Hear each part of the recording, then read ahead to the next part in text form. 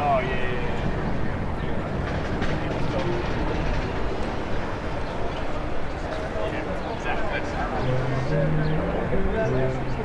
Hey, hey! Ho, ho! The so-called president's got to go! Hey, hey! Ho, ho! The so-called president's got to go! Hey, hey! Ho, ho! The so-called president's got to go! Hey, hey! Ho, ho! The so-called president's got to go! Hey, hey! Ho, ho! The so-called president's got to go! No last rights for human rights! No last rights for human rights! No last rights for human rights!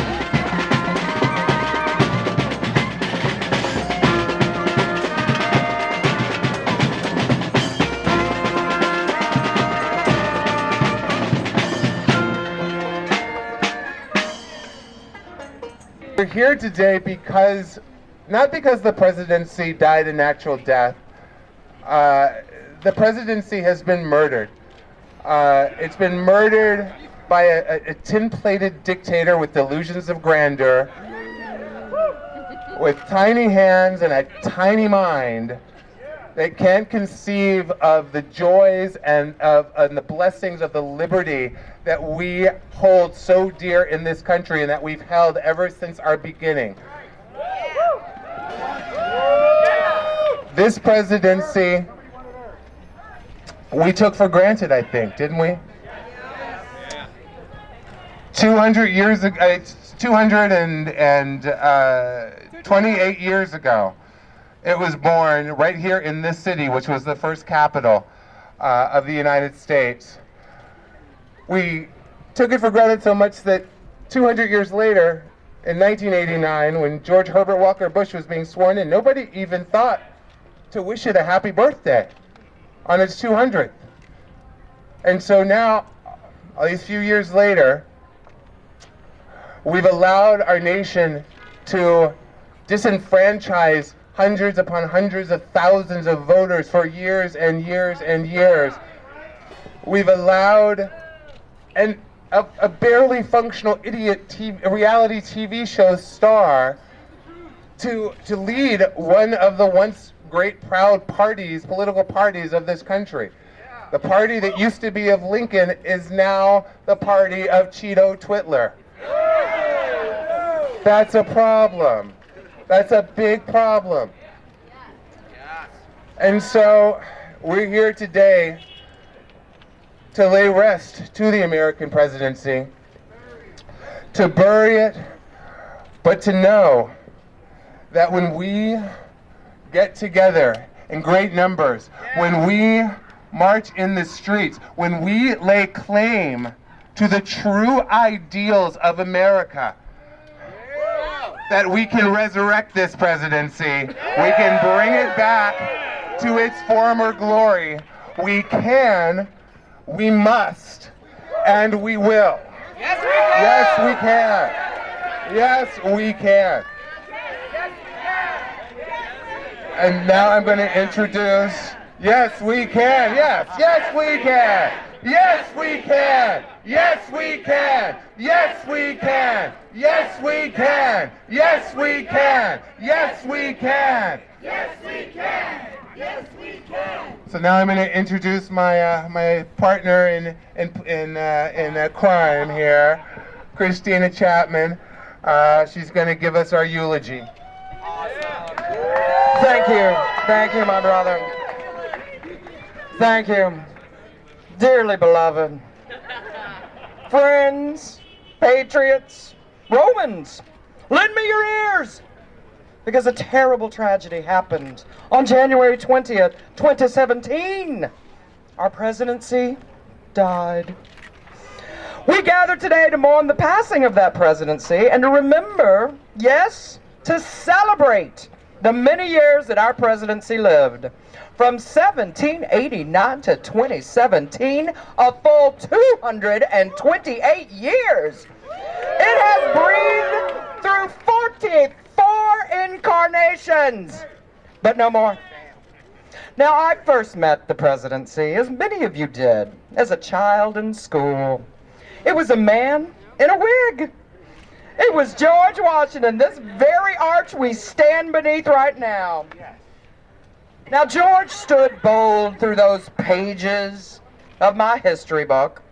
This person, in a wig, fought a war for patriotism and independence. He spoke beautiful and truthful quotes like this: "If the freedom of speech is taken away, then dumb and silent we may be led like sheep to the slaughter." Ooh, that's just disgusting.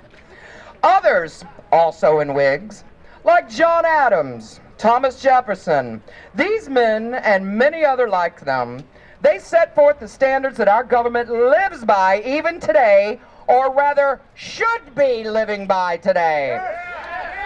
Now, the presidency has always struggled, just as all humans do, with lies, with greed, with inhumane acts against other races, and war, so much war. Yes, and even infidelity. But, I don't know, oh, okay, wait, too many away. Too much litter, darling. So basically, politics. Now that's a man's fight, that's a man's struggle. Then most recently, we saw a bright, shining hope that the presidency would be reborn in the form of what this planet needs most right now. More than ever, a woman, a mother, a female phoenix rising from the flames, and it will happen one day soon. But alas, on that fateful day of November 9th, the presidency began a slow march of death towards redundancy and idiocy of old male white supremacy that is yet again filled with such greed and blatant disregard for decency that we must now recognize that it has died. So, today, we shall mourn the presidency. Yes, we shall. We shall celebrate it also in the grand style of a New Orleans-style jazz march, baby. And in that white-hot fire of jazz, baby, it will be reborn. Never again shall we let the presidency stray into danger and die. As an American, I shall always remember the presidency for the values, for the hope, for the leadership and the integrity that we as human beings demand. Rest in peace, presidency. We will see you reborn. And now I'd like to introduce, from Rise and Resist, a fabulous human being, a mountain man, Jeremiah Johnson. He is building that power on the backs of marginalized populations. He is building it by marginalized trans populations. He is doing it by marginalizing immigrants, by marginalizing Muslims, by marginalizing communities of color. Proof that if one community is marginalized and oppressed, we all are. Every single one of us. That's right. So we have to fight all of it, and we have to dismantle all of it. And even more importantly, we have to listen to and allow to lead those very communities that are being oppressed, because they didn't wake up on November 9th and suddenly realize that the world is an unfair place. They've lived in a world where it's always been unfair. They have always lived in oppression. Right.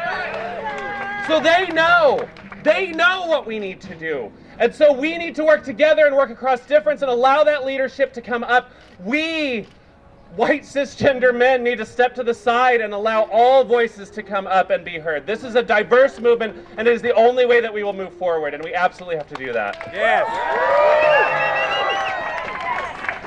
And we will do this by containing and removing the cancer that is moving throughout our system right now. We have to contain by supporting every check and balance in our government that we have to make sure that this tyrant cannot get away with everything that he's doing right now. Right. Find those checks and balances. Find those brave individuals in Congress who are willing to stand up and nevertheless persist. To find those people who will fight and who will investigate and ensure that we bring to the surface all of the corruption, all of the connections to the Kremlin, all of the treason that has gone on up to this point. And everything that we do, we need to think about removing. Don't just react to everything that they have us reacting to. Don't just focus on containing them. We deserve better. We deserve the entire administration removed from office immediately. Somewhere over the rainbow, love trumps hate. Black lives matter to all, and Muslims can immigrate. Somewhere over the rainbow, we rejoice. Women get equal pay and make their own goddamn choice. Somewhere there is no Cheeto czar, and all the fascist fucks are far behind me. There's healthcare when you have an ache, and Christians have to bake gay cake with hot pink icing. Somewhere over the rainbow, Kelly and Don are in prison, preferably in Iran. But facts are not alternative. Let's bring the rainbow here and fight to live.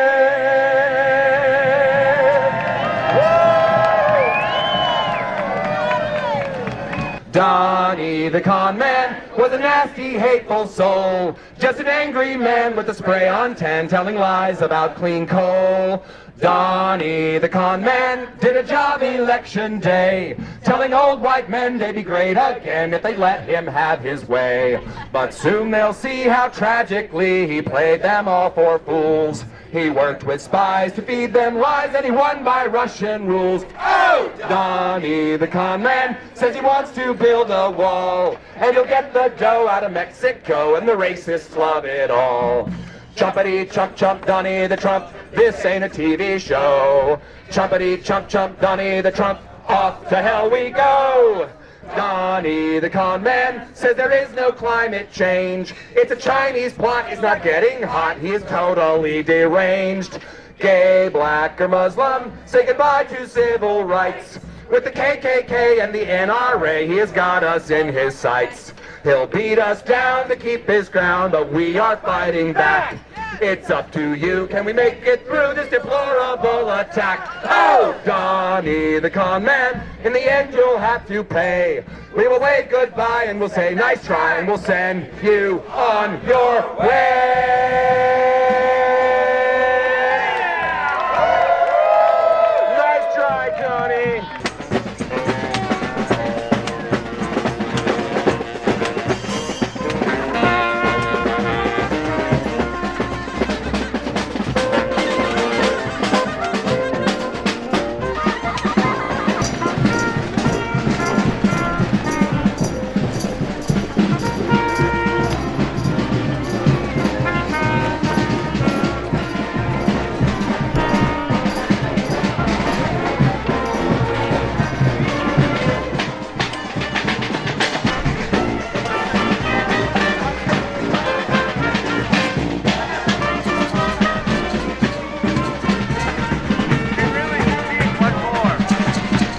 Okay, Vincent, it's empty.